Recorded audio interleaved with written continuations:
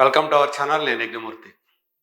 రామ్ గోపాల్ వర్మ ఇన్నాళ్ళకి తన తప్పుల్ని తన పొరపాట్లని ఒప్పుకున్నారా అంటే అవుననే సమాధానం వస్తుంది.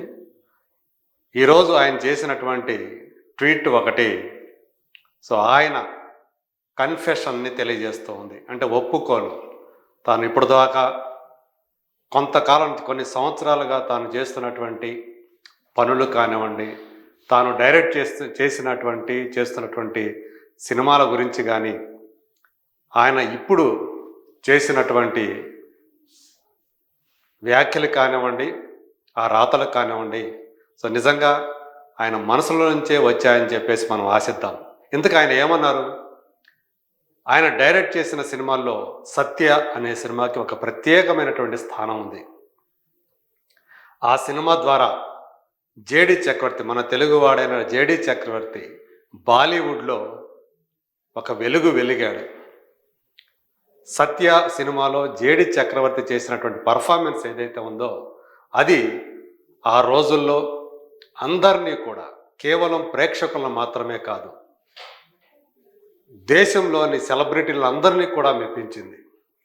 ఆ సినిమాని ఆర్జీవి డైరెక్ట్ చేసిన విధానం అందరినీ కదిలించింది. ఎంత గొప్పగా ఈ సినిమా తీశాడు అనే పేరు వచ్చేట్లు చేసింది. అదే సినిమాలో మనోజ్ బాజ్పేయి కూడా మనకి ఒక విలన్గా గొప్పగా రాణించాడు. ఆ సినిమా మన ముందుకు వచ్చి 27 సంవత్సరాలు పూర్తయ్యాయి.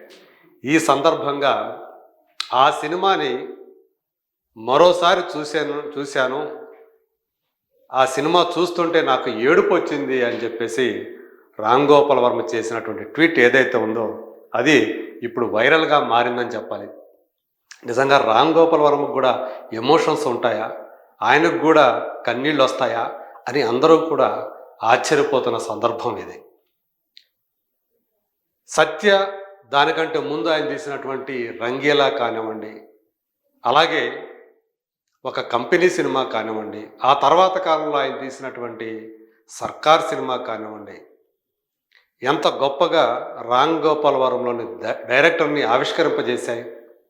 తెలుగులో శివ సినిమాతో 1989లో మొదలైనటువంటి ఆయన ప్రస్థానం ఆ తర్వాత దేశంలోని దిగ్దర్శకుల్లో ఒకడిగా ఎలా మార్చింది.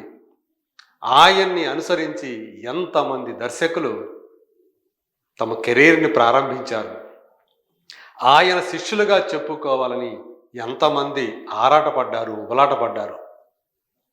అలాగే అనేక మంది ఆయన కాంపౌండ్ నుంచి, ఆయన ఫ్యాక్టరీ నుంచి దర్శకులుగా వచ్చారు. ఒక కృష్ణవంశీ కానివ్వండి, ఒక తేజ కానివ్వండి, ఒక పూరి జగన్నాథ్ కానివ్వండి, అలాగే ఒక నివాస్ కానివ్వండి, ఒక మధుర్ భండార్కర్ కానివ్వండి, ఒక అనురాగ్ కశ్యప్ కానివ్వండి, ఇలా ఎంతమంది దర్శకులు ఆయన దగ్గర నుంచి వచ్చారు. ఇప్పటికీ కూడా రామ్ గోపాల్ వర్మని ఆరాధించేటువంటి, అనుసరించేటువంటి సినిమా వాళ్ళు అనేక మంది ఉన్నారు.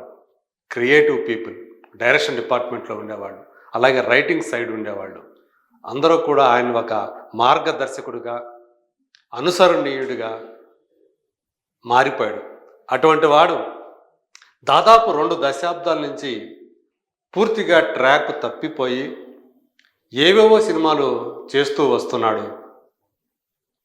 గొప్ప హారర్ సినిమాలు కూడా చేసినటువంటి ఆయన ఆ తర్వాత ఒక బి గ్రేడ్ హారర్ సినిమాలకి మారిపోయాడు, బి గ్రేడ్ సినిమాలు తీస్తూ వచ్చాడు అని చాలామంది బాధపడుతూ వచ్చిన సందర్భాలు మనం చూసాం. ఇన్నాళ్ళకి ఆయనలో ఆ రియలైజేషన్ కనిపించిందని మనకు కనిపిస్తుంది. ఇక్కడ చూస్తే ఏ సత్య కన్ఫెషన్ టు మై సెల్ఫ్.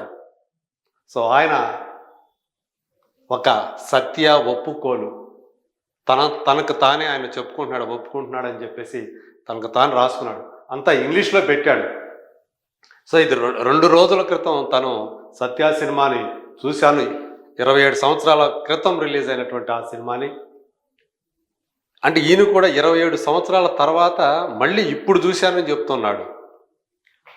ఇందులో ఆయన స్టార్టింగ్లోనే పెట్టాడు. కన్నీళ్ళు అనేవి కారుతూ వచ్చే ఆ సినిమా చూసిన తర్వాత అవి కేవలం ఆ సినిమా చూసినందువల్ల వచ్చినవి కావు.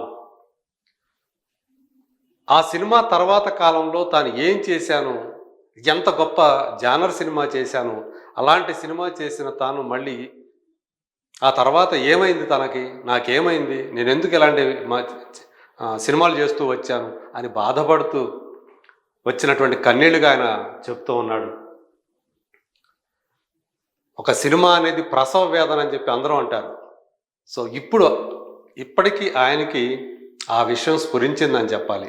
సో ఒక ప్రసవ వేదన, ఒక చైల్డ్ బర్త్ లాంటిది ఒక సినిమా తీయటం అంటే ఒక దర్శకుడికి. మరి అలాంటి ఎన్నెన్నో సినిమాలు, ఆయనన్నో గొప్ప సినిమాలు. సో గాడ్ ఫాదర్, ఆ స్ఫూర్తితో తాను చేసినటువంటి ఆ కంపెనీ సినిమా, అలాగే సర్కార్ సినిమా ఎంత గొప్పగా జనాలు ఆకలి, ప్రధానంగా సర్కార్ కానివ్వండి, సర్కార్ 2 కానివ్వండి, ఆయనకి ఎంత గొప్ప పేరు తీసుకొచ్చాయి. అమితాబ్ బచ్చన్కి, అలాగే అభిషేక్ బచ్చన్కి కూడా ఎంత గొప్ప పేరు తీసుకొచ్చాయి. మరి అలాంటి వాడు ఏమైపోయాడు తర్వాత కాలంలో. సో ఒక ఏమీ లేకుండా, కథ ఏమీ లేకుండా తను సినిమాలు చేసుకుంటూ వచ్చాను, సరైనటువంటి కథ లేకుండా సినిమాలు చేసుకుంటూ వచ్చానని ఆయన బాధను వ్యక్తం చేస్తున్నాడు. సో 2 రోజుల క్రితం ఆ సినిమా చూసేంత వరకు కూడా నేను ఏం తీస్తున్నానో, ఏం చేస్తున్నానో కూడా తెలియని పరిస్థితిలో నేను సినిమాలు చేసుకుంటూ వచ్చాను అని చెప్పి ఆయన ఒప్పుకుంటున్నాడు. తర్వాత ఇంకేమంటాడు, I became drunk not on alcohol but on my own success and my arrogance, though I did not know this till 2 days back, when the bright lights of Rangila or a Satya blinded me, I lost my vision, and that explains my meandering into making films for shock value or for gimmick effect or to make a vulgar display of my technical wizardry or various other things equally meaningless, and in that careless process forgetting such a simple truth that technique at most can elevate a given content but it can't carry it. So ఇదంతా కూడా దీంట్లో ఆయన confession కనిపిస్తుంది. అంటే రంగీలా, సత్య సినిమాలు చేసిన తర్వాత నా కళ్ళకు పొరలు కమ్మేశాయి. అంటే తాను ఒక గొప్ప డైరెక్టర్ అని చెప్పేసి ఆయనకంతటా ఆయనే భావించేసుకొని ఆ తర్వాత తన దృక్కోణాన్ని ఆయన కోల్పోయానని చెప్పేసి కన్ఫెస్ అవుతున్నాడు అని ఒప్పుకుంటున్నాడు. అలాగే ఒకప్పుడు షాక్ వాల్యూతో సినిమాలు తీసిన తాను తర్వాత కంటెంట్ ఏం లేకుండా, ఎలాంటి కేవలం కంటెంట్ లేకుండా టెక్నిక్తో సినిమాలు చేయొచ్చు అని చెప్పేసి భావించి తాను కంటెంట్ లెస్ సినిమాల్ని తీసుకుంటూ వచ్చాను అని చెప్పేసి ఆయన చెప్పుకుంటూ వచ్చారు. పైగా vulgar display of my technical wizardry అని కూడా చెప్పుకున్నాడు. అంటే వల్గర్ సినిమాలను, అసభ్యకరంగా ఉండేటువంటి సన్నివేశాలతో ఉండే సినిమాను కూడా చేస్తూ వచ్చానని కూడా ఆయన ఈ సందర్భంగా ఒప్పుకుంటూ ఉన్నాడు.